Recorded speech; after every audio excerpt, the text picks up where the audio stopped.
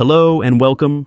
Today, I'm thrilled to share with you all my favorite tips and hacks that truly feel like travel cheat codes when it comes to flying and air travel. I promise there's at least one thing in this you haven't heard before. I've collected a bunch of random but super helpful tips, covering everything from the initial stages of booking your flight to perfecting your packing strategy, traveling efficiently with a carry-on, breezing through airport security, and finally, how to be extra comfortable even in economy seats. Let's dive right in, starting with the most important websites you need to be using to book your flights. The hunt for the perfect flight at the perfect price can often feel like a full-time job. Luckily, modern technology provides some excellent tools to give you a massive advantage. Our first essential tool is Google Flights. If you have some flexibility with your travel dates, this platform is indispensable. Explore feature. The Google Flights. Explore feature is a gem. It shows you the cheapest airfare around the world, making it perfect for those times when you're just looking for an affordable getaway destination. Price alerts. If you're eyeing up a specific destination, you can easily set price alerts to be notified immediately when the price changes. This is a passive but powerful way to snag a deal. Price analysis. It's also a great tool to show you the cheapest dates to travel, as well as providing an invaluable heads up on whether or not prices are currently high, normal, or low, based on the typical cost of the flights you're looking to book. While Google Flights is fantastic, an even better way to do this, and potentially save hundreds if not thousands of dollars on flights, is by setting cheap fare alerts with Fare Drop. This is an app that sends you notifications when flight prices drop dramatically from your home airport. Instead of you searching and scouring the internet for flight deals, it's basically like having your own personal assistant doing all the heavy lifting for you. My absolute favorite part of Fare Drop, however, is the notifications for flight deals on business class flights. For example, I recently saw a deal for business class seats to Edinburgh that are normally priced at over $5,000 from my home airport. They were going for $20,800, a massive savings of over $2,000 on that flight alone. If you're interested in checking out Fare Drop and seeing how it works, I have included a link in the description of the video. The next essential website is Rome.Travel. This incredible tool simplifies credit card rewards by helping you find the absolute best redemptions for your credit card points and airline miles. All you do is input your origin and destination airports along with your date of travel. The search engine will then show you how many points it will cost to fly via the different loyalty programs. Example, you might find that you can fly from Las Vegas to New York City for either $560 or $20,500 points, allowing you to quickly determine the best value for your accumulated points. While it is very possible to fly business class solely on credit card points, not everyone wants to accumulate credit card debt or has the necessary credit score to apply for a premium travel credit card. Furthermore, depending on your home country, you might have limited options. For example, as a Canadian, I don't get access to nearly as many travel rewards programs and credit cards as my American friends. Therefore, I've written a detailed guide on how to score cheap business class airfare like a pro without having to churn credit card points. If this interests you, be sure to check out my blog post, which is also linked in the video description. The next valuable website is Flight Connections.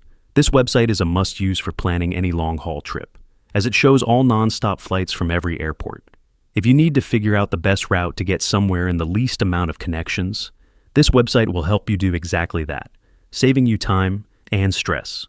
I also love using FlightAware. This website provides accurate real-time flight tracking. Crucially, it will typically show if your flight is canceled or delayed before your airline sends you an official notification, giving you a valuable head start to adjust your plans. If you are a nervous flyer, especially if your anxiety is triggered by turbulence, then you absolutely need to check out. This website gives you a turbulence forecast for your specific flight. You can check up to 36 hours before your flight.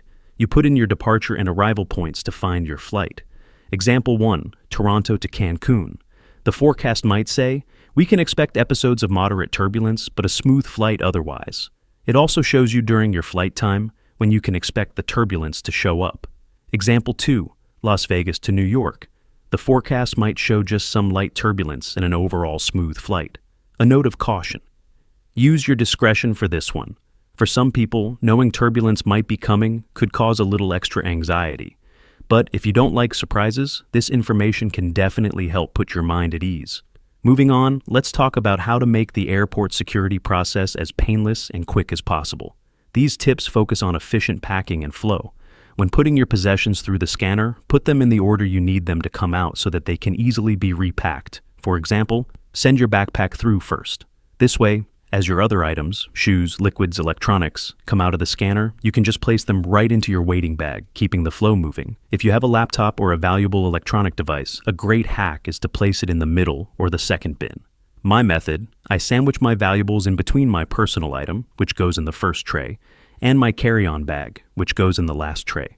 This simple strategy keeps your valuable stuff safe from getting mixed up with all the other items, and it also makes it simpler when you need to quickly pack everything up on the other side. Luggage cup holders are a literal lifesaver if you aren't an octopus and only have 2 arms. Get yourself one of these. You just slip it over the handle of your suitcase, and then you can travel through the airport with ease. When you've got your cup of coffee, your phone, your passport, AirPods, or anything else you need quick access to, your hands are free and you're not fumbling around trying to juggle everything. It's a game changer for efficiency. Now, let's move on to some essential things you need for maximum in-flight comfort, even when stuck in an economy seat for a long-haul flight. There's nothing worse on a long flight than not being able to elevate your feet. For this, I always pack my trusty foot hammock. It simply attaches to the tray table apparatus of the seat in front of you for an instant footrest. Crucial caveat: just make sure you're mindful of the person in the seat in front of you and avoid swinging or moving your feet around too much. Alternatively, you can also bring a small beach ball. These pack completely flat, and once you're in the air, all you have to do is blow it up, and now you have a versatile footrest. I recommend a 20-inch size, and I only partially inflate it so that it's a bit flat for more stability. Don't knock it till you try it. Dry socks. For long-haul flights, bring a spare pair of dry socks to wear once you're settled in your flight. This makes a world of difference for feeling fresh and clean. Brushing your teeth. Similarly, brushing your teeth is the quickest way to feel human again after a long flight. A small travel toothbrush and toothpaste are non-negotiable items in my personal item bag. Are you someone who likes to board the plane first? A great hack is to purchase an emergency exit row seat. Not only do you get significantly more legroom, but guests in these seats often get priority boarding. This means you can be one of the first on the plane without having to be in first class or have some sort of extra status. If you are on a plane with 2 rows of exit seats, keep this in mind. The first row does not recline because this could obstruct the exit path for the row behind it. If you plan on reclining your seat at all, go for the second exit row. Also, try to book a seat on the left side, the port side of the plane. Why? The flight safety demo kit is usually stored in the overhead bin on the starboard right side. This leaves slightly less room for your carry-on luggage on the right side. It's a small difference, but every inch counts. If you're traveling with a partner or a friend, try booking an aisle seat and a window seat. There's a big chance that no one will book the middle seat, and you'll get the whole row to yourselves, essentially giving you 2 extra seats worth of space and comfort. If someone does book the middle seat, you can always ask them if they'd prefer the window or aisle to sit next to their companion. Here is my overhead bin tip. Put your carry-on in the bin or the rack across from your seat. It's much easier to grab at the end of your trip, and it also helps you keep an eye on it if you're a bit of a nervous traveler. Moving on to packing, the single best piece of advice I can give is centered around the carry-on only philosophy. My number 1 tip is to fly carry-on only. There are so many benefits to this. No waiting at baggage claim, no lost luggage, and the sheer freedom. But I think the biggest benefit is just the freedom that you get.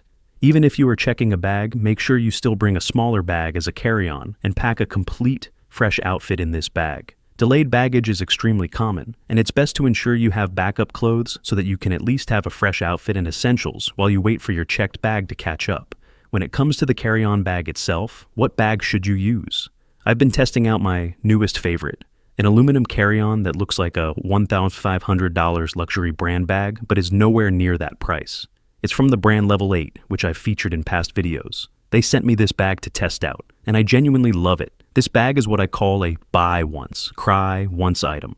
It seems a little expensive at first, but you will literally have it forever and won't need to buy another bag. Over the years, I've spent $80 here and then dropped another $100 on another bag a couple of years later. Over the last 10 years, I've probably bought 3 or 4 different carry-ons. If I had just bought one quality bag like this in the beginning, I would have saved money by now. Buckle locks, no zippers. The first thing you'll notice is that it doesn't have any zippers, just 2 buckles, which are also TSA locks. This makes it really easy to get in and out of. This was super handy when I needed to grab something mid-flight from the overhead bin. 2 clicks of the buckle, and it was open. Enhanced safety. No zippers also means it's a lot harder to break into. Anyone can use a ballpoint pen to bust through a zipper if they really wanted to, so this bag adds an extra layer of protection. Comfort and height. It has soft close handles, and the telescopic handles work for all heights, whether you're 5'1" or 6.9. Bonus inclusions. It comes with a bonus set of packing cubes, and a good set can run you about $50 to $70 anyway, so that's a nice added feature. They even have little interchangeable tags to label what's inside the packing cubes. A genius little detail. Overpacking prevention. If you're notorious for overpacking like I used to be, having a hard shell suitcase means you literally cannot overpack. The buckles won't close. I think this is a really good thing because it teaches you how to not overpack. Once you learn how to travel light and super minimalist, your life will change for the better. A note on weight. It is about 10 lbs, so it's a little on the heavier side.